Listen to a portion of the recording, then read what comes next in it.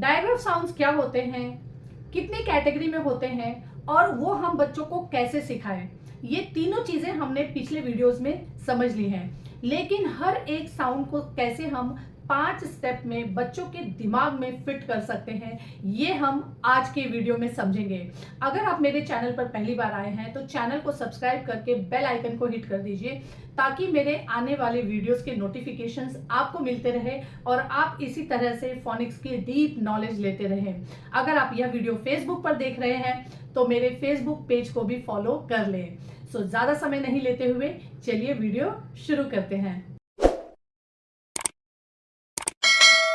नमस्कार dear teachers and parents, आज का जो वीडियो है वो बहुत बहुत बहुत ज्यादा इंफॉर्मेटिव होने वाला है।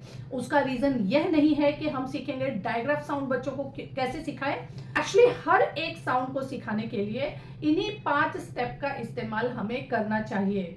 स्टेप नंबर 1, हमें लेटर नेम या फिर लेटर्स को दिखाए बिना या लेटर के कॉम्बिनेशन को दिखाए बिना सबसे पहले ये नोटिस करना है कि क्या यह साउंड बच्चों को सुनाई दे रहा है। अगर हम सी एच का जो कॉम्बिनेशन है साउंड अगर हम बच्चों को सिखा रहे हैं तो हमें सबसे पहले बच्चों से पूछना चाहिए कि क्या इस वर्ड में आपको साउंड सुनाई दे रहा है, और हमें उनके सामने बहुत सारे वर्ड्स बोलना चाहिए। या फिर आप एक गेम खेल सकते हैं कि बच्चों को बोल दीजिए, अगर आपको इस वर्ड में, जो वर्ड मैं अभी बोलने वाली हूं, अगर इस वर्ड में साउंड सुनाई देता है तो आपको करना है थम्स अप, और अगर सुनाई नहीं देता तो आपको करना है थम्स डाउन। और लिस्ट ऑफ वर्ड्स आप उनके सामने बोलते जाइए। इस लिस्ट में आप ऐसे भी वर्ड्स का इस्तेमाल कीजिए जिसमें साउंड्स नहीं होते हैं। जैसे कि आपने बोला चिप और बच्चे को पूछा क्या आपको चिप में च साउंड सुनाई दे रहा है, बच्चे ने थम्स अप किया। अब नेक्स्ट आप पूछिए शिप, क्या शिप में च साउंड सुनाई दे रहा है। अगर फिर भी बच्चे ने किया थम्स अप, इसका मतलब बच्चे को साउंड प्रॉपर समझ में नहीं आया है।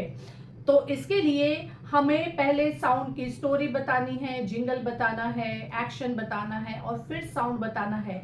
ये सब प्रोसेस करने के बाद हमें ये वाला प्रोसेस करना है जो मैं आपको अभी थम्स अप और थम्स डाउन का प्रोसेस बता रही हूँ। जब हमने थम्स अप और थम्स डाउन करने बोला बच्चों को और बच्चे ने थम्स डाउन किया, सपोज आपने बोला शिप और पूछा कि क्या आपको इसमें साउंड सुनाई दे रहा है और बच्चे ने थम्स डाउन किया, इट मींस कि वो च और श इन दोनों में डिफरेंस समझ पा रहे हैं।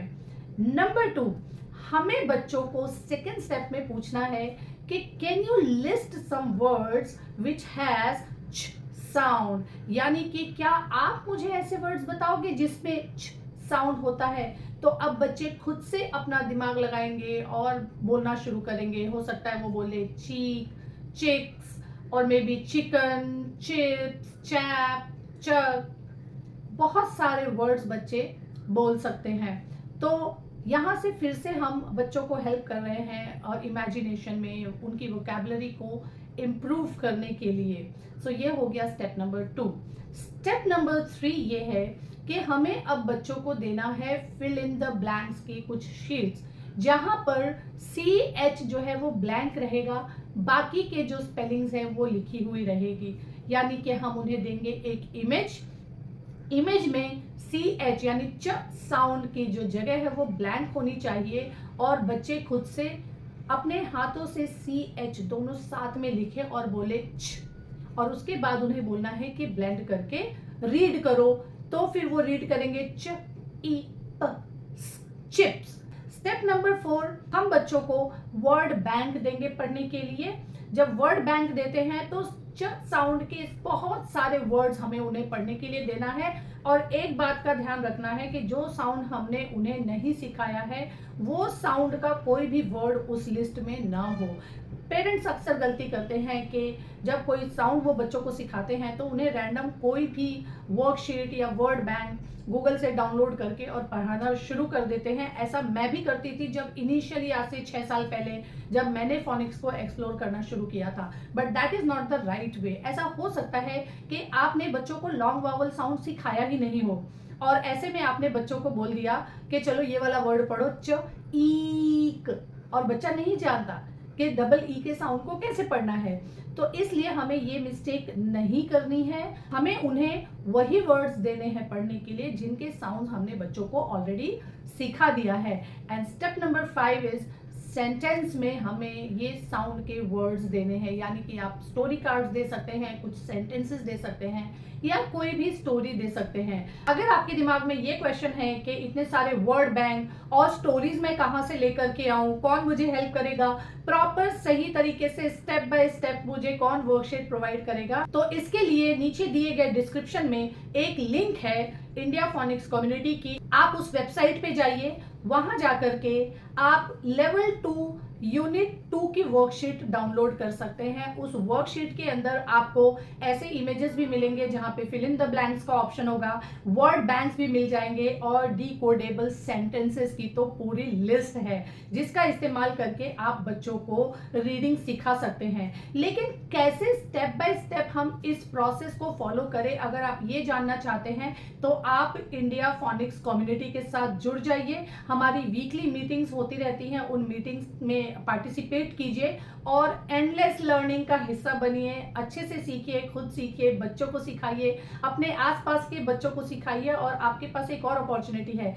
आप चाहे तो खुद से फ्रेंचाइजी लेकर के और अपनी क्लासेस भी स्टार्ट कर सकती हैं। लेकिन मैं आपको फ्रेंचाइजी देकर अकेला नहीं छोड़ने वाली हूँ, मैं आपको देने वाली हूँ वीकली हैंड होल्डिंग और साथ में हर एक लेसन को कैसे पढ़ाना है उसका रिकॉर्डेड वीडियो। आपकी सारी क्वेरीज जो है मैं वीकली मीटिंग में सॉल्व करूंगी, जिससे आपको कहीं पर भी किसी तरह की रुकावट का सामना नहीं करना पड़े। आप सब इंडिया फोनिक्स कम्युनिटी का पार्ट बनना चाहते हैं तो क्या करना पड़ेगा, आपको उसी लिंक पे क्लिक करके मेरा एक रिकॉर्डेड कोर्स है जिसका नाम है phoenix foundation building blocks for early readers. आप उस कोर्स को जैसे ही बाय करते हैं आप इंडिया फोनिक्स कम्युनिटी के पेड मेंबर्स की लिस्ट में आ जाते हैं और वीकली मीटिंग से आप एंडलेस लर्निंग ले सकते हैं। तो आज के लिए बस इतना ही। सो मिलते हैं नेक्स्ट वीडियो में एक नए टॉपिक के साथ। और अगर आप चाहते हैं कि आपके बताए हुए टॉपिक पे मैं वीडियो बनाऊं तो फिर आपको कमेंट में जा करके वो टॉपिक जरूर मेंशन करना है। नमस्कार।